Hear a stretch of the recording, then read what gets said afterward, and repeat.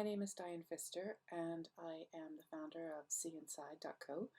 I am a certified body code and emotion code practitioner, and I'm also the founder of graced.co, to gain weight or to lose weight. Both are issues that are deeply ingrained into the psyche, into the energy fields of the body. I'm going to go over some of the main factors involved. I'm going to then do a demonstration with someone who is going to have a treatment, and you'll get to see how the process works. I hope to see you at the end of this at some point, and if you want to book a free session and have a chat, I can show you how the process works for you, or you can just jump right in and book a whole session, or a series of sessions. Anyway, so we will speak to you very soon. Okay, let's dive right in. Let's deal with this weight issue. We're going to learn how the body code and emotion code can remove the blocks that are keeping you from being your ideal figure. We're going to use very specific methods of discovering what is blocking you from being the weight you want to be. So it doesn't really matter what direction of the scales you want to go. This can work for people with eating disorders.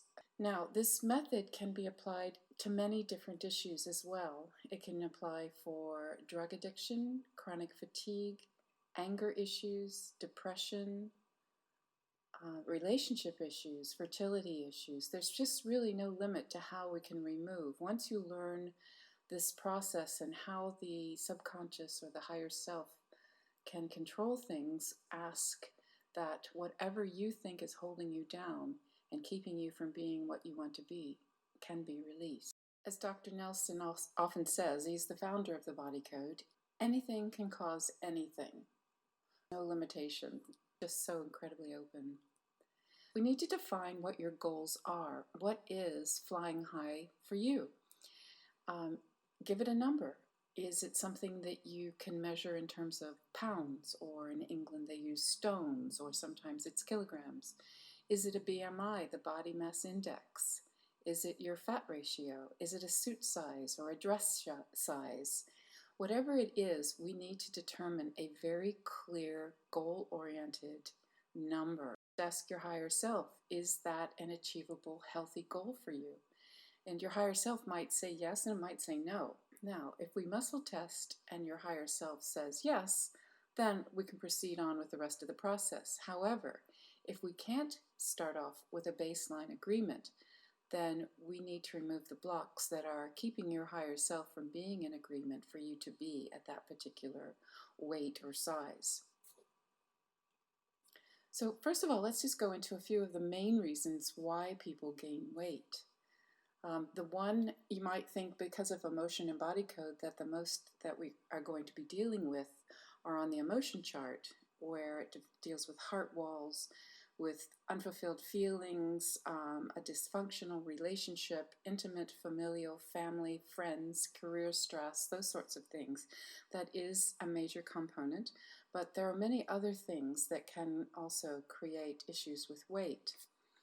One of those is the idea of toxins. We unfortunately are living in a world with genetically modified foods, Roundup sprayed on foods, fluoride and chemicals in our tap water.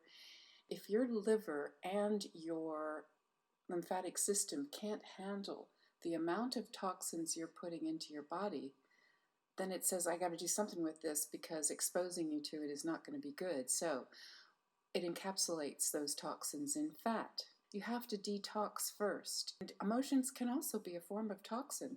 Let's try this little test now. Let's think for a second about cutting a lemon in half, squeezing it, and drinking the juice. Now, if you could feel in that moment your saliva glands on the sides of your neck swelling up or salivating more in your mouth, that is the power of the brain on the body. So when you have toxic emotions, it's doing the same thing. It's creating a toxic reaction in the systems of your body. So things like stress create too much cortisol or adrenaline.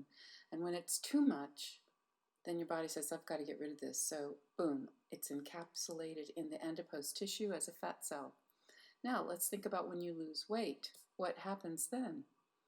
that has to be released. And if you haven't cleaned out your liver and your lymphatic systems, and you're not able to then get rid of that, then we'll go into something called rebounding, which I'll get into in a minute. But before that, let's just talk about some other things that are in your environment and the toxins. Cleaning supplies. There's some chemicals in your house. When you spray them, they not only get inhaled, but they also can be on your skin.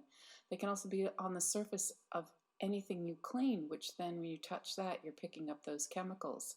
So unless you're making a conscious effort to buy products that are able to be consumed, like if you can drink it, then you can put it on your body. And that goes for chemicals that you bathe with, perfumes. Do you know perfumes have formaldehyde in them? A key for that is to spray perfume on your hairbrush and then brush it through your hair, but don't let it touch your scalp. That's a way around it. Another thing, the foods that you eat. Did you know that aspartame actually creates formaldehyde in the body? MSG creates fat because your body just doesn't even know what to do with it. It's just a recent chemical. And in fact, if scientists need to have fat rodents in order to do a study, they inject them with MSG because it's the fastest way to make something fat. So think about that next time you get your Chinese takeaway. Another one that's horrifically hidden in anything, I mean it's in fruit juice even, is high fructose corn syrup. Stay away from anything that has that in it. We were talking before about rebounds. So when people are on a yo-yo diet, that is, they gain weight, they lose weight, they gain weight, they lose weight, that's because, as I said before, that your liver and your lymphatic system are not able to handle the overload. It's already struggling to deal with what's in the air, what's in your cleaning supplies, what's in your laundry detergent, your shampoos, your hair dyes, your food, your air, your water. So it's really important that before you start thinking about going on a diet to lose weight, that you first go on what's called a cleansing diet. Clean your liver, clean your lymphatic system, remove the impurities. Start a habit of doing dry brushing where you just get normal bristle brushes and brush upwards in a circular motion from your feet up your body before you take a shower. And that stimulates and helps your lymphatic system flush out the toxins that are just below the surface. When that's clean, you can then most likely stop with this rebounding. The kind of food you should eat, there's dead food and there's live food. Live food are things like fruits and vegetables. At least 50% of your diet should be live foods. Try as much as you can to avoid dead foods. Dead foods are anything that's been processed, dried, frozen, anything that had a face. I used to call shrimp a life-a-bite food. So if you are having trouble cleansing, or if you're able, an amazing thing to do at least once a year is to go to these special resorts that are trained for cleansing the body. They also train you for how to stay clean. There's one institute called the Optimum Health. It's in Texas, and there's a branch in California. In Florida, there's one called the Hippocrates Institute. There's also the Gerson Institute that's in Mexico and Hungary. So let's talk about some of the foods that create inflammation. Inflammation is a really, really important element because, as I was saying before, if your body can't deal with what's inflaming you, it's going to encapsulate it in fat.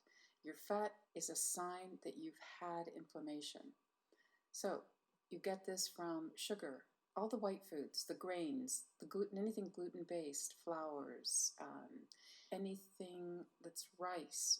Also, for some people, nightshade plants, which is a very ancient word for foods that are dangerous. That should tell you something. Eggplants, tomatoes, and also be very, very careful of any drinks that might have hidden sugar. And salad dressings are incredibly difficult to find without sugar. And if you Google what are synonyms for sugar, there's probably about 50 words. You got to be really with it in order to know what words mean sugar. Once all of these physical complications have been addressed, then we can start working on the emotional toxins. Anything that's a an allergy to health, having negative feelings about others, dysfunctional issues, and not understanding how to set clear, clean boundaries with people. Once those things get distorted, those create toxins, which then get stored as fat.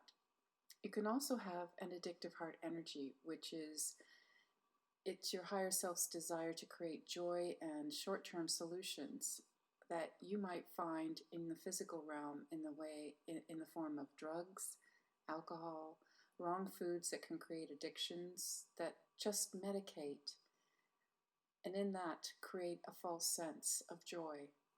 Another reason why some people are unable to lose weight is that the fat creates a kind of armor and it keeps them from being hurt. Friends who hurt you, career issues that stress you, the fear of failure, the fear of success, family members who criticize you. I find it especially in people who have been abused as children, sexual abuse, emotional abuse, physical abuse. They grow up to be adults who fear any kind of attention, and the fat provides them with a snowsuit that they get to wear so that they are allowed to melt into the background. They keep from getting the attention that they would get for being attractive.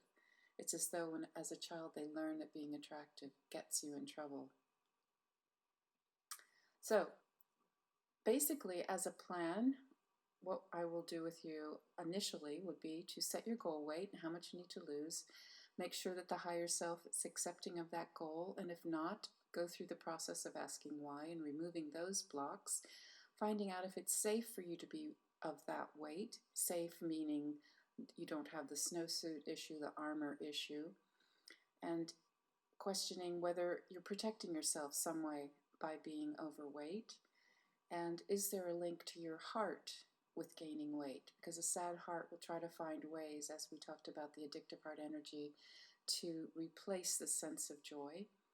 And then ask about relationships with others, even relationships with yourself. Do you deserve to not have this weight? Do you deserve to be attractive? Do you overeat? So with a body code and emotion code, we remove the physical and emotional causes of overeating. For some people, it's a hydration issue. One, their water can be of a terrible quality, but two, you can be drinking enough water, but your body isn't utilizing it in the proper way. So there's a whole methodology for exploring about hydration. You might have an issue with exercise, people who are chronically fatigued, or you're too heavy to be able to exercise, you feel. Then we start implementing a process of time. We ask your higher self how much time, at what particular activity, what rate of increase should we use, which is safe, which is effective. And then we use the body code and emotion code that will explore ideas about achieving your goal weight. Now that's a generic approach and it's extremely effective, but I've also delved into deeper issues that come into play. I have a series of programs of true-false questions. Your relationship with yourself can be a really important factor. We ask, I feel the need for protection. Is that a statement? Is that true or false? If it's true, then we need to remove the blocks that are causing that to be true until it is a false statement. Can I forgive others? Are you hiding resentment that we need to release?